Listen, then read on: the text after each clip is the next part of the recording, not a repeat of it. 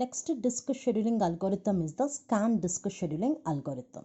So in this algorithm, what is going to be happen means the disk arm or head, read or write head arm, which moves in a particular direction and services the request coming in its path, and after reaching it moves to the end of the disk and it reverses to its direction again and services request arriving in its path.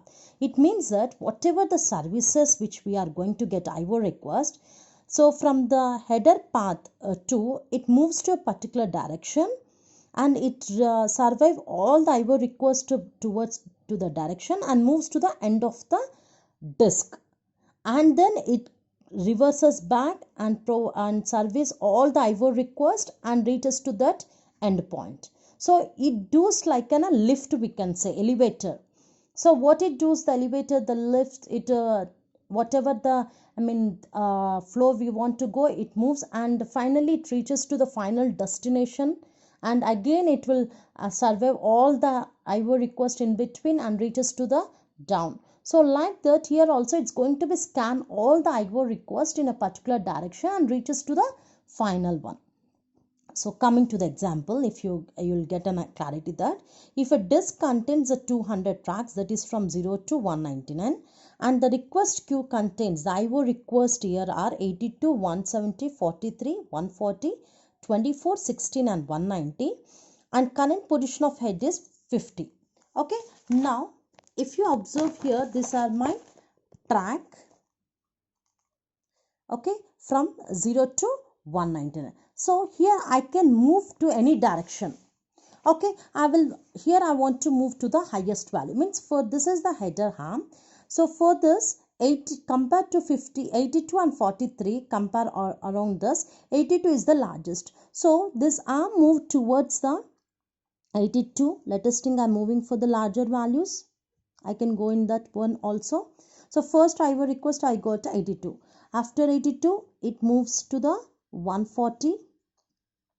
Okay, from 140 we are going for 170, and then afterwards we are moving for the 199. Okay, once the header arm has been reached to the IO request, means in this part all the IO request has been survived. So after that what it will do, it reached to the destination, that is 199. It reached the final destination and come back and it reverses to opposite direction, that it come back here and goes to 43 and then 24 and at last 60.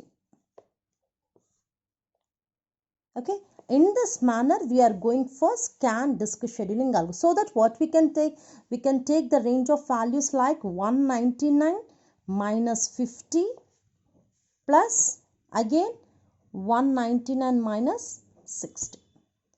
This range of values we are going to get for the seek time we are going to get for the scan. Okay, it scans towards, means for here I have taken the larger value so that it moves in this direction.